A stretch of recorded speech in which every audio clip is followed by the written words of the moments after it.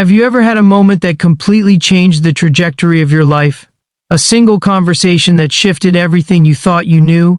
That's exactly what happened to Mark Collins, a struggling single father who was about to discover that sometimes the universe has plans we could never imagine.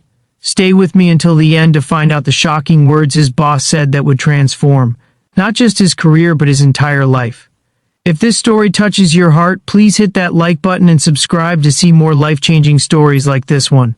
Mark Collins stared at the stack of unpaid bills on his kitchen table, the harsh fluorescent light making the red final notice stamp seem even more threatening. His daughter Emma's school photo smiled up at him from the refrigerator, her missing front tooth and bright eyes, a painful reminder of everything he had to lose. At 34, he never imagined he'd be raising a 7-year-old alone while barely keeping his head above water at a job he was one mistake away from losing. The morning alarm blared at 5:30 a.m., as it did every weekday. Mark groaned, his body aching from the 3 hours of sleep he'd managed to get after staying up late finishing a project report. Emma had been sick the day before, which meant he'd had to leave work early, earning him yet another disapproving look from Victoria Hayes, his notoriously demanding boss. Victoria was a legend at Meridian Technologies, brilliant, ruthless, and seemingly incapable of understanding that employees had lives outside the office. At 42, she had climbed to the position of executive director through sheer determination and an uncompromising work ethic.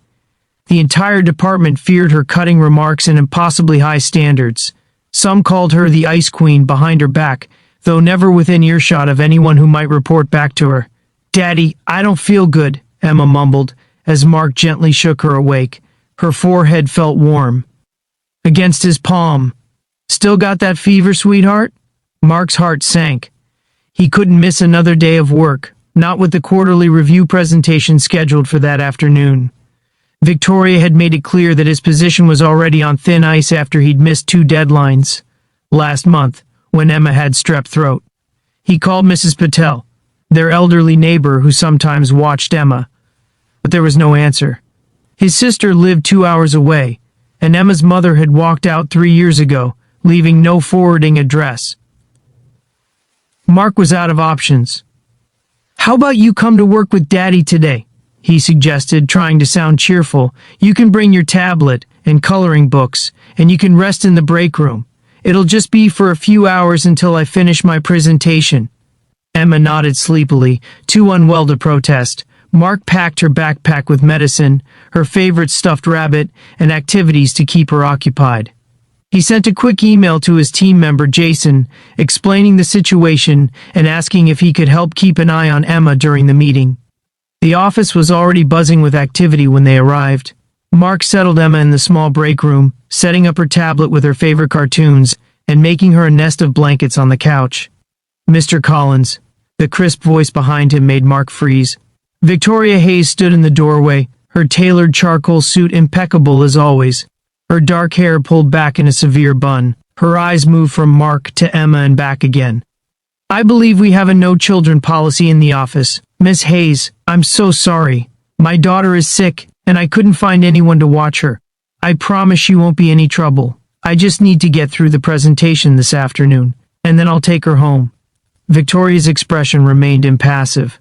"The quarterly review is in 3 hours. I expect your portion of the presentation to be flawless." Without another word, she turned and walked away, her heels clicking sharply against the tile floor. Mark exhaled slowly, his hands shaking slightly. "It's okay, Em. Just stay here and rest, and I'll check on you as often as I can." The morning passed in a blur of frantic preparation. Mark worked furiously on his presentation while checking on Emma every 20 minutes. Jason, bless him, brought her juice and crackers and sat with her during Mark's team meeting. By noon, Mark was cautiously optimistic that they might make it through the day without disaster. Then Emma's fever spiked. Mark found her curled up on the break room couch, her face flushed and tears streaming down her cheeks. "It hurts, Daddy," she whimpered, pointing to her ear. The quarterly review was in 45 minutes. Mark's portion of the presentation was critical. He was supposed to present the new product development timeline that Victoria had personally assigned to him. Missing it would almost certainly mean losing his job. Jason, I need to take Emma to urgent care, Mark said, his voice tight with stress. Can you cover my portion of the presentation? Jason's eyes widened. Mark, you know I can't. Victoria specifically wanted you to present those numbers. She'll have my head if I try to step in. What choice do I have? My daughter needs a doctor. Let me call my wife, Jason offered. Maybe she can take Emma to urgent care while you do the presentation. But Jason's wife wasn't answering her phone. As the minutes ticked by, Mark grew increasingly desperate. The presentation was now 30 minutes away, and Emma was clearly getting worse. That's when Derek and Alicia, two of Mark's teammates who had witnessed his predicament, exchanged meaningful glances. Mark, Derek said, you need to talk to Victoria. Are you insane? Mark hissed. She already thinks I'm unreliable. If I tell her I need to leave now, right before the presentation, you don't have a choice, Alicia insisted. And maybe she'll understand. She's human after all. Barely, Derek muttered, then looked apologetic.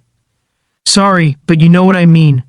I can't just walk into her office and tell her I'm leaving, Mark said, gathering Emma into his arms. The little girl rested her hot forehead against his neck. Derek and Alicia exchanged another look. You don't have to, Alicia said. We'll help you before Mark could protest.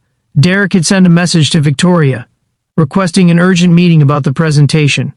2 minutes later, Victoria's assistant appeared at the break room door. Miss Hayes will see you now, Mr. Collins. I can't leave Emma, Mark protested.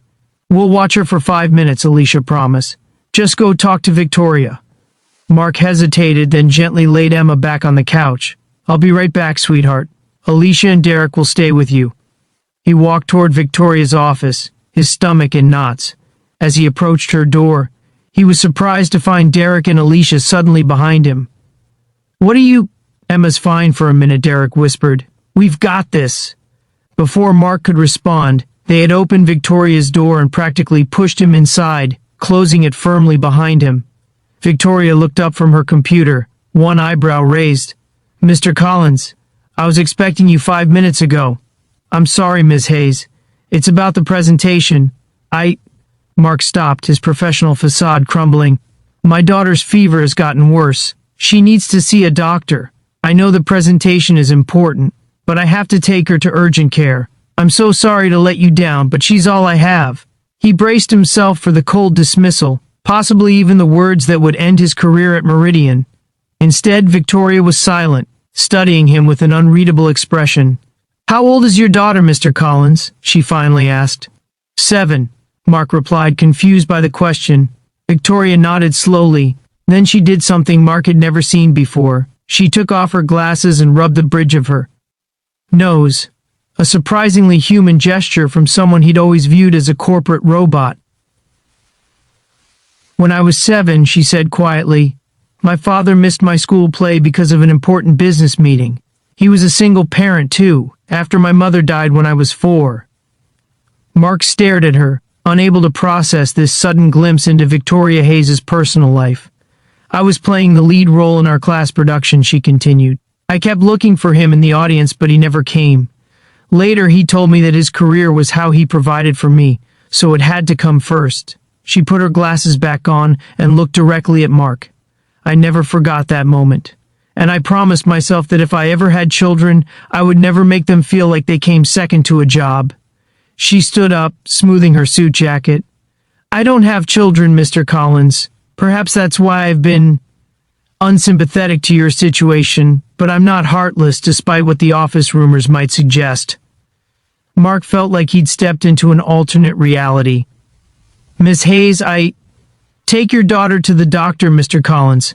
I'll reschedule the presentation for tomorrow morning. But the clients, I'll handle the clients. Some things are more important than quarterly reviews. She picked up her phone. In fact, my personal physician owes me a favor. Dr. Reeves can see your daughter immediately if you take her to his office. It's 10 minutes from here. I'll have my assistant text you the address. Mark was speechless. Thank you, he finally managed. I don't know what to say. Victoria's expression softened almost imperceptibly. You don't need to say anything. Just take care of your daughter. As Mark turned to leave, Victoria added, and Mr. Collins? Perhaps when Emma is feeling better, we should discuss adjusting your work schedule. I believe we can find an arrangement that allows you to be both the father and the employee you want to be."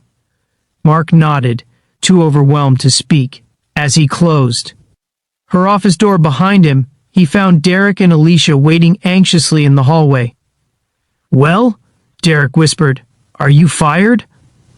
Mark shook his head, still processing what had just happened.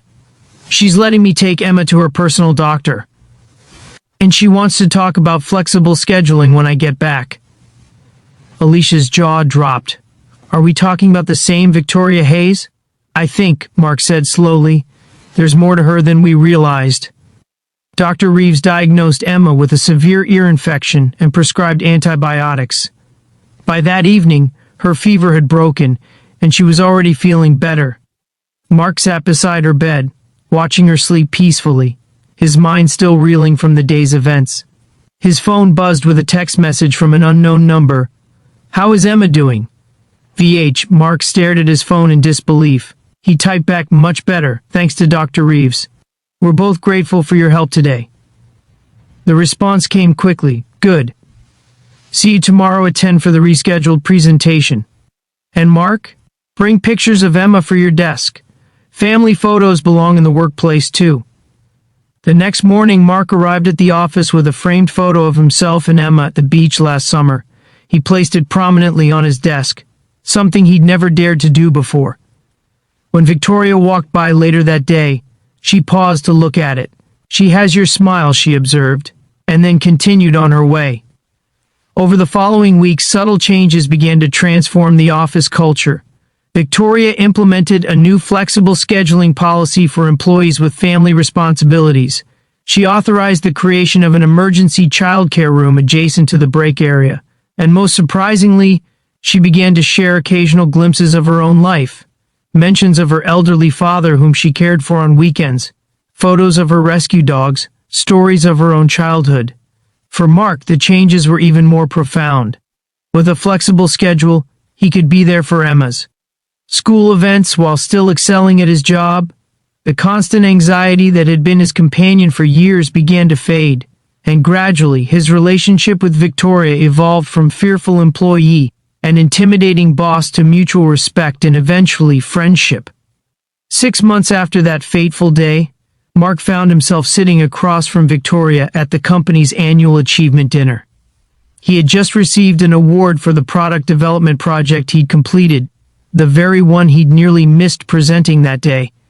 "I never properly thanked you," he said quietly as the event wound down, "not just for helping with Emma that day, but for everything that came after. You changed our lives." Victoria smiled, a real smile that reached her eyes, something that had become less rare in recent months. "You know, I've been thinking about that day a lot. Your colleagues literally pushed you into my office." Mark laughed. "They thought they were sending me to my doom. Instead, it forced both of us to see each other as people, not just roles in an office hierarchy." She paused, twirling the stem of her water glass. "I should be thanking you, Mark. That conversation changed things for me too." "How so?" "It made me realize I'd become exactly what I'd resented in my own father. Someone who put work above everything else. Seeing your dedication to Emma, it reminded me of what really matters." As they parted ways that evening, Mark reflected on how a single conversation, words he never expected to hear from the Ice Queen, had completely transformed his world.